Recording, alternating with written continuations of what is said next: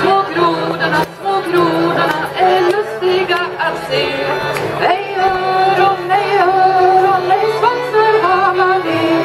Nej öron, nej svansar har man det. Koakaka, koakaka, koakaka, koakaka, koakaka, koakaka. Sen blir det grisarna, och de har både öron och svansar.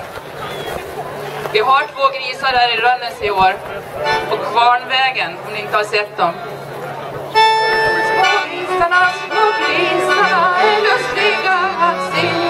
Små grisarna är lustiga att se. Både öron och svansar har man det. Både öron och svansar har man det.